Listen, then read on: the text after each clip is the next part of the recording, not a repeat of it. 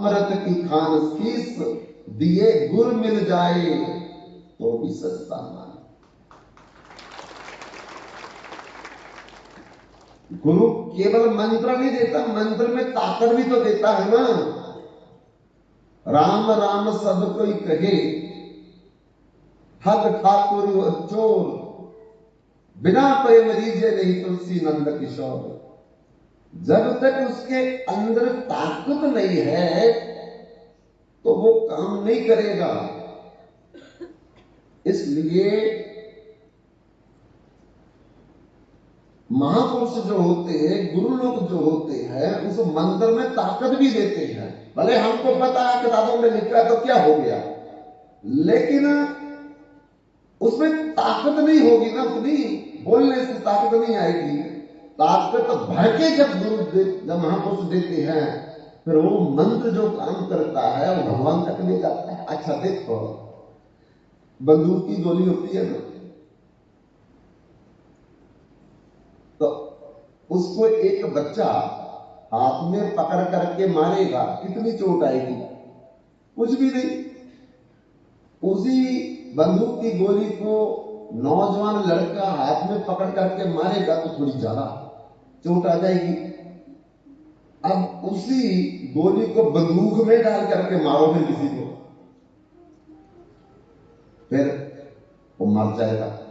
अब गोली तो एक ही है, लेकिन ज्यादा बंदूक में डाल करके मारी है जो उसमें ताकत आ गई मारने की।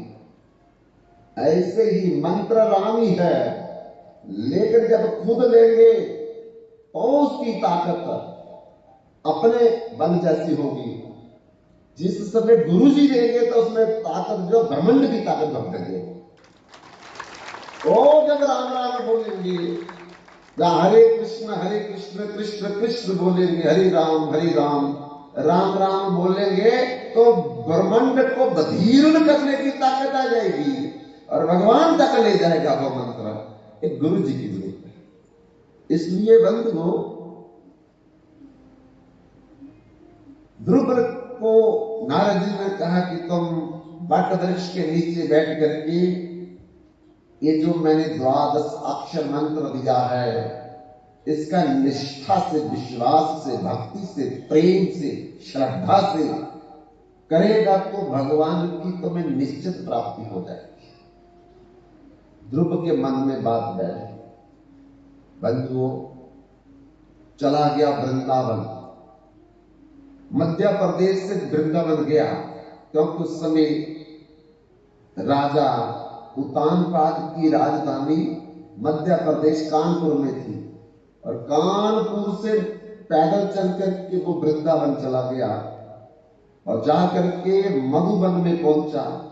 मधुबन में वट वृक्ष के नीचे बैठ करके अब वो ओम नमो भगवते वासुदेवाय, ओम नमो भगवते वासुदेवाय, ओम नमो भगवते वासुदेवाय,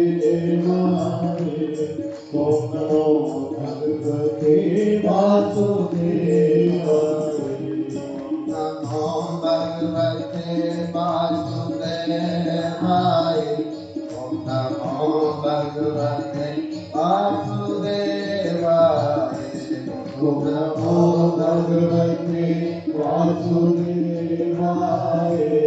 ओम नमो भगवते वासुदेवाय, ओम नमो भगवते वासुदेवाय, ओम नमो भगवते वासुदेवाय, नमो भगवते वासुदेवाय, ओम नमो भगवते वासुदेवाय।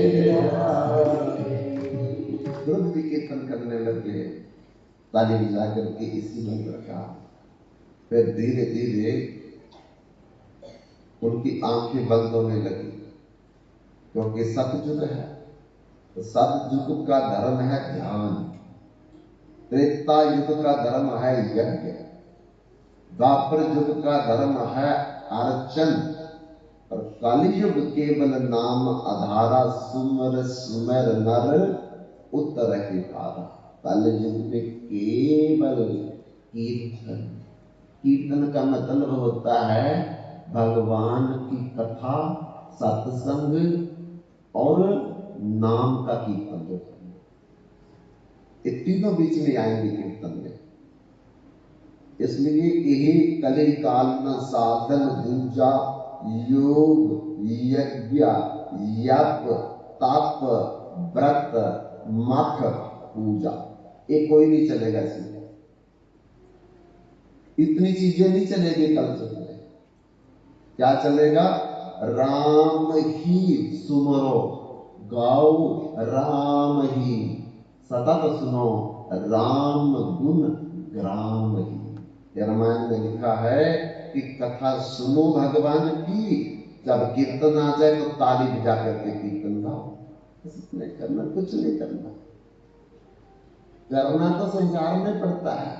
बच्चे की एडमिशन कैसे मिलेगी, बच्चे की शादी कैसे करनी है, दहेज में क्या देंगे, घर कैसे बनाए, गाड़ी कैसे खरीदे, ये करना करना होता है संसार में। भगवान के लिए कुछ नहीं करना। भगवान के लिए तो बस बैठ जाओ, जहां मर्जी बैठ जाओ, घर के बाहर, घर के अंदर, घर के ऊपर, घर के नीचे, बस भगवान का कीर्तन करना हो, नहीं कुछ नहीं। तो कितना आसान काम है। भगवान कहते तुम कीर्तन करो, मैं तुम्हारा काम करूंगा सारा, गाड़ी भी खरीद दूंगा, बच्चे की शादी भी करवा दूंगा, दहेज भी बनवा दूंगा, तुम कीर्तन करो, बाकी मैं कर दूंगा सारा। हम कहते नहीं नहीं नहीं, हम कीर्तन नहीं करेंगे, संसार का सब कुछ करेंगे, कीर्तन आप ही कर लो। अथांग हम पकड़ते हैं। तो बंधुओं, ध्रुव जी का धीरे धीरे ध्यान लगने लगा, और ऐसा ध्यान लगा, पहले महीने 3 दिन 3 रात तक उसकी आंखें नहीं खुली। फिर उसकी आंखें खुली तो थोड़ी भूख लगी हुई थी, तो क्या किया, कोई फल जाकर के उठ करके जंगल में देखा, कोई फल फल मिल जाए, वो फल ला करके खा लिया। कितने दिन के बाद? 3 दिन रात के बाद फल खाया थोड़ा सा, फिर बैठ के फिर शुरू किया, ओम नमो भगवते वासुदेवाय, नमो भगवते वासुदेवाय, नमो भगवते वासुदेवाय, नमो भगवते वासुदेवाय। फिर क्या हुआ जी? फिर 3 दिन तो 3 रात ध्यान लग गया।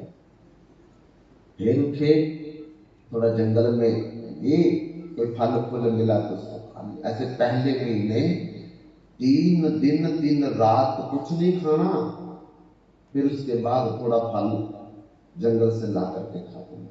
1 महीने में यही किया, 3 दिन 3 रात के बाद फल खाया। अब दूसरा महीना शुरू हो गया, तो दूसरे महीने में क्या हो गया, 6 दिन 6 रात कुछ नहीं किया, ध्यान लग गया। फिर उठे तो जमुना का जल पी लिया, पर फल छोड़ दिया, जल पी लिया। फिर 6 दिन 6 रात के बाद जमुना का जल। दूसरे महीने 6 दिन 6 रात के बाद केवल जल जमुना का पिया। तीसरा महीना आ गया, 9 दिन तक ध्यान लगा रहा, रात दिन। और क्या खाया फिर?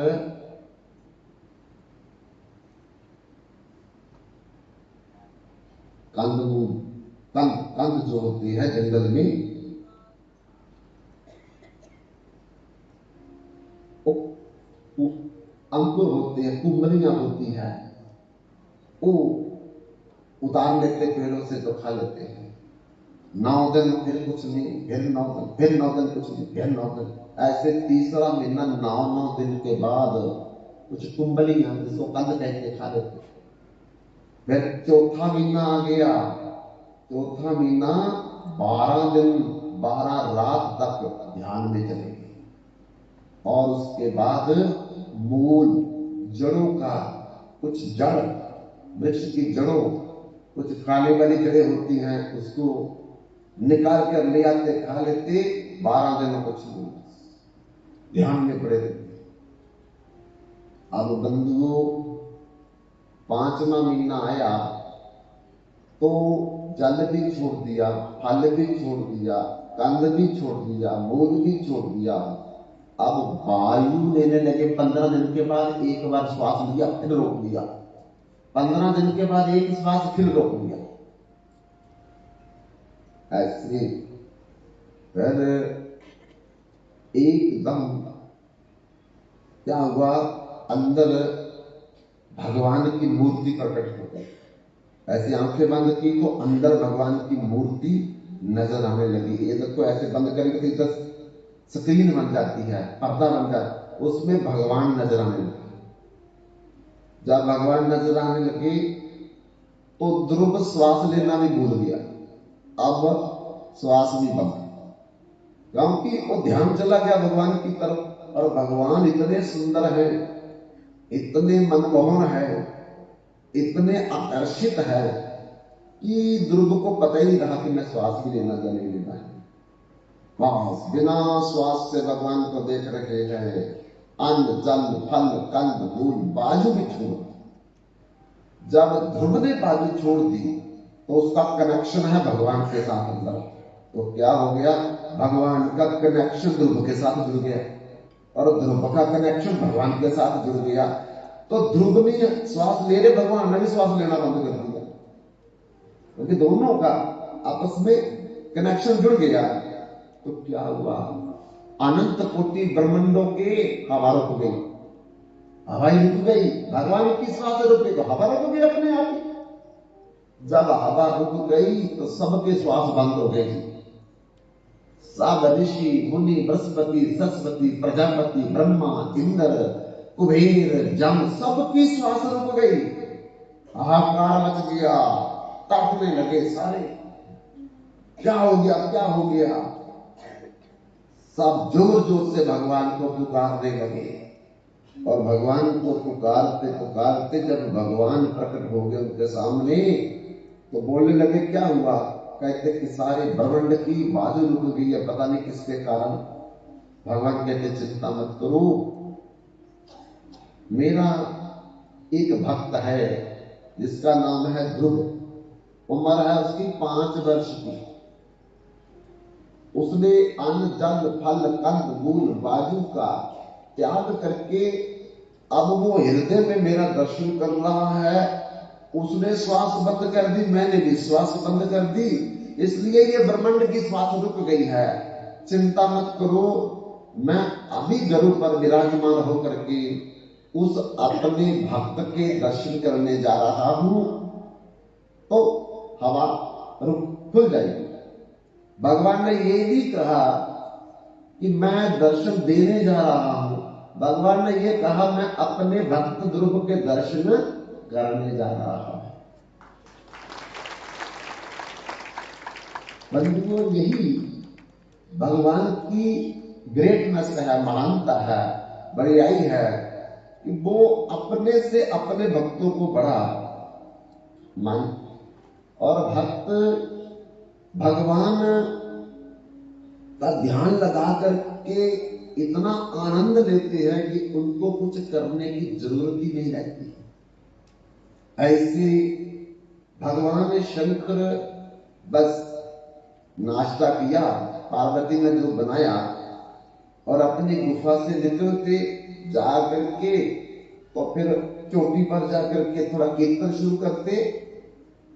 कृष्ण गोविंद गोविंद हे गोपाल नंदलाल, कृष्ण गोविंद गोविंद हे गोपाल नंदलाल, कृष्ण गोविंद गोविंद हे गोपाल नंदलाल, कृष्ण गोविंद गोविंद हे गोपाल नंदलाल, गोविंद गोविंद हे गोपाल नंदलाल, कृष्ण गोविंद हे गोपाल नंदलाल। गोविंद गोविंद हे गोपाल नंदलाल, कृष्ण गोविंद गोविंद हे गोपाल नंदलाल।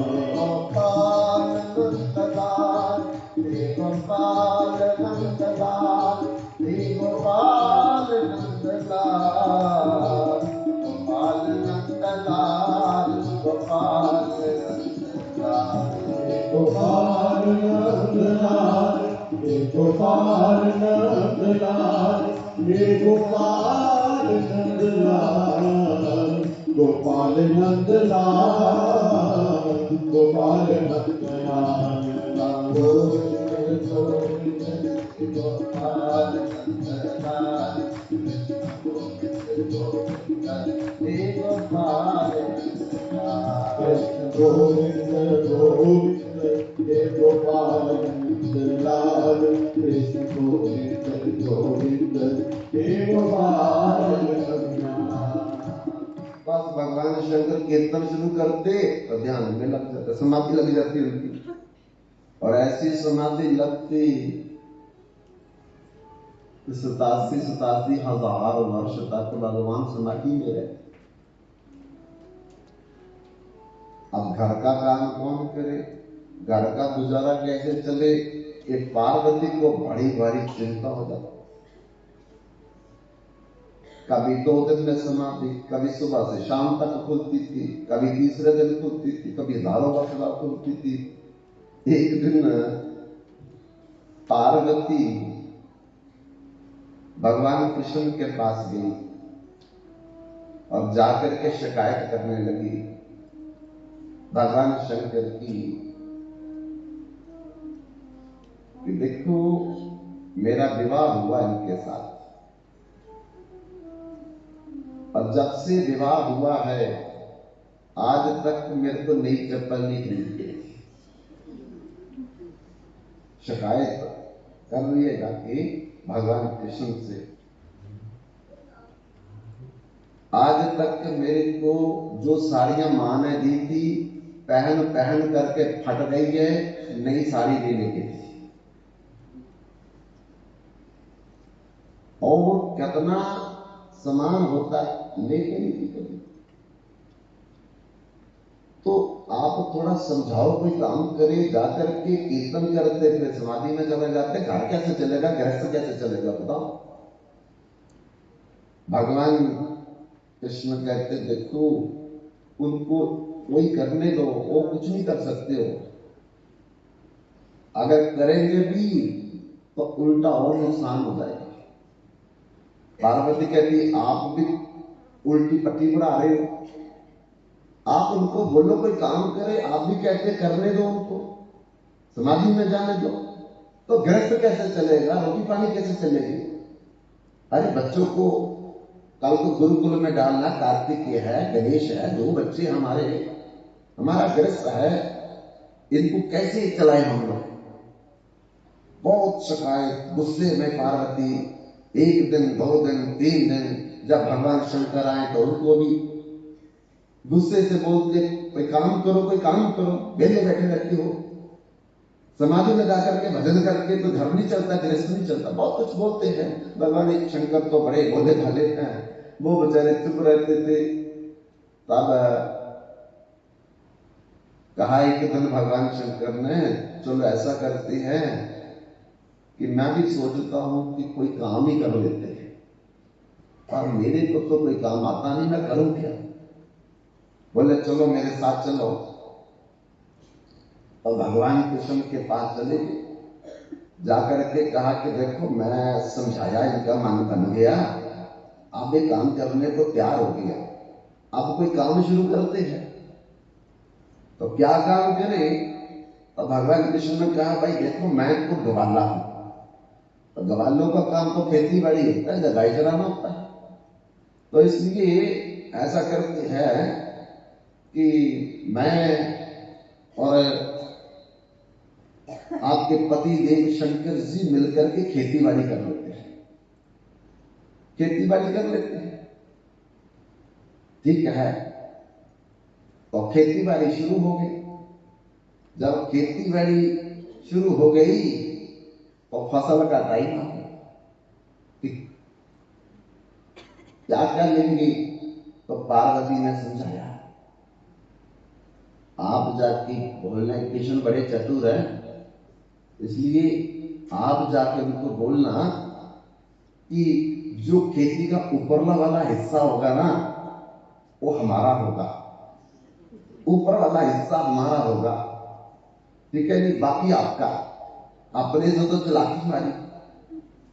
तो चले गए जाकर के भगवान शंकर भगवान कृष्ण को बोलते, देखो ये खेती करने से पहले थोड़ा लिख लिखा कर लेते हैं कि किसका हिस्सा किसके पास जाएगा, किसका हिस्सा किसके पास जाएगा। बोले क्या करना, बोलो।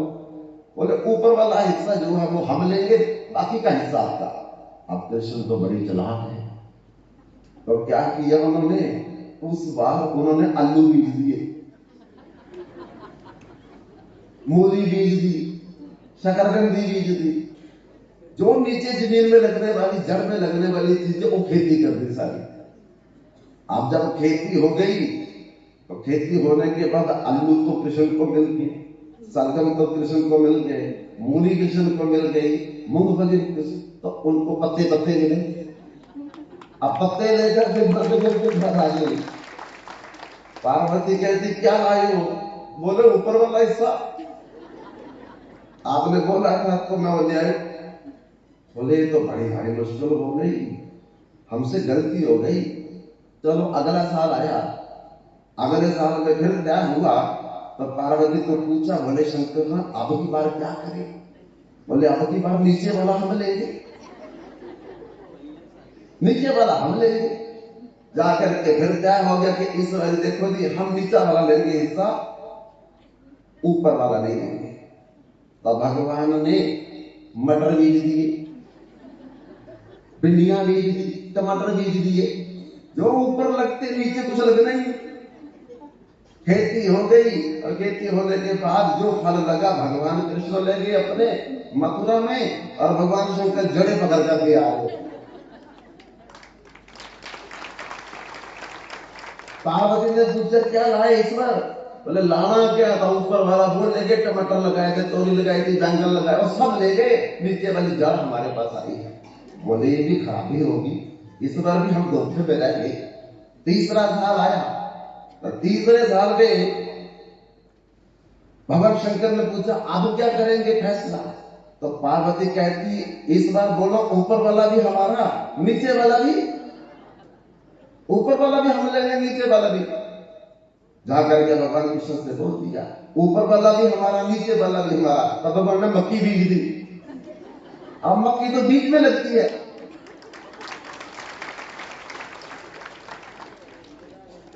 ना ऊपर मिला कुछ ना नीचे मिला, मक्की भगवान लेंगे कृष्ण।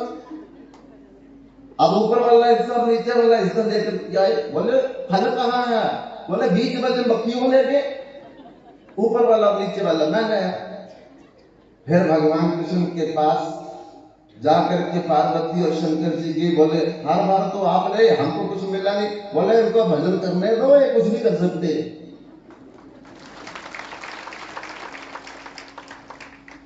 तो बंधुओं, भगवान पर जब हम निर्भर हो जाएंगे तो हमारी गाड़ी जो है वो भगवान चलाएंगे, और हम निश्चिंत होकर के फिर नींद में जा सकते हैं। देखो एक बस ड्राइवर जब बस चलाता है तो हम बस ड्राइवर पर विश्वास कर लेते हैं, जाकर के सीट पर बस आंखें बंद करके सो जाते हैं। अब वो खाई में डाल दे, एक्सीडेंट कर दे, जब पहाड़ के साथ टकरा दे, कोई चिंता नहीं है। लेकिन हम दुनिया के बस के ड्राइवर पर इतना विश्वास करके, रेलगाड़ी के ड्राइवर पर, जहाज के ड्राइवर पर इतना विश्वास करके क्या करते हैं, सो जाते हैं। लेकिन दुनिया का ड्राइवर जो है उस पर कभी हम विश्वास नहीं करते।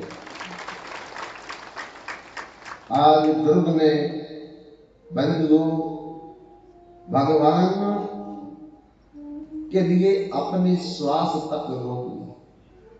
और श्वास रोक करके सारे ब्रह्मांडों के लोगों की, प्राणियों की श्वास रुक गई।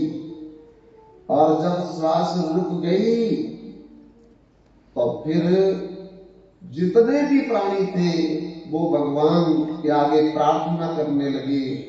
और प्रार्थना करते करते भगवान जब उनके सामने प्रकट हुए तो कहा, चिंता मत करो, तुम्हारी श्वास रुकने का कारण है उत्तानपाद का 5 साल का पुत्र ध्रुव, जो मेरी तपस्या कर रहा, अन्न जल फल कंद मूल बाजू का त्याग कर अभी मैं उसका दर्शन करने जा रहा। भगवान गरुड़ पर विराजमान होकर के जहां ध्रुव मधुबन में तपस्या कर रहे थे, वहां आकर के गरुड़ से उतरते हैं और ध्रुव के सामने जाकर के खड़े हो गए। लेकिन देखो, आज भगवान सामने खड़े हैं और ध्रुव आंख भी नहीं खोल करके दर्शन कर रहे। क्यों? क्योंकि ध्रुव अंदर में भगवान का दर्शन कर रहे थे। जो अंदर भगवान दिख रहे थे उनका दर्शन कर रहे, तो इसलिए ध्रुव को बाहर देखने की कोई जरूरत नहीं है। तब भगवान ने सोचा, बड़ा समय चला गया, ध्रुव तो आंखें खोल करके मेरे को देखता नहीं है। तो भगवान समझ गए कि अंदर वाला जो दर्शन है ये बंद करना पड़ेगा, तभी ये छटपटा करके आंखें खोलेगा। उसी समय भगवान ने अंदर वाला जो दर्शन अंतर्धान कर लिया और ध्रुव छटपटाया, प्रभु तुम कहां हो, प्रभु तुम कहां हो। जैसे आंख खोली तो सामने कोई भगवान खड़े हैं। बंधुओं, जब हम दिल से भगवान का भजन करते हैं, प्रेम से भगवान का भजन करते हैं, श्रद्धा से भगवान का भजन करते, तब भगवान के दर्शन, तब भगवान हमको मिलते हैं। क्योंकि प्रहलाद महाराज कहते हैं, न दानम न तप न एजया न शौचम न व्रतानि च। तप से भगवान को प्राप्त नहीं किया जा सकता, दान से भगवान को प्राप्त नहीं किया जा सकता, बड़े बड़े व्रतों से भगवान को प्राप्त नहीं किया जा सकता, बड़ी बड़ी पवित्रता से कि 3 बार स्नान करेंगे तब भगवान की प्राप्ति होगी, ऐसा भी संभव नहीं है। भगवान को प्राप्त करने के लिए फिर क्या है, हमारे हृदय में मिलने की तरफ होनी चाहिए। प्रेम कियो तिन प्रभु पायो, पायो सकल जन्म का वेद, बिन प्रेम के रहियो अधूरा पंडित पढ़ियो चारो। जब तक अंदर तड़फन नहीं है भगवान के लिए, कैसी तड़फन, हमारा बच्चा गुम हो जाए, अब क्या तड़फन अंदर पैदा होगी। पति 4 दिन घर में ना आए, क्या तड़फन अंदर पैदा होती है। पत्नी 1 महीने मायके चली जाए, क्या तड़फन पैदा होती है। हमारा धन का थैला गुम हो जाए, गहने का थैला गुम हो जाए, क्या तड़फन अंदर। ऐसी तड़प जब भगवान के लिए हमारे हृदय में उत्पन्न होगी, उससे भगवान मिलते हैं।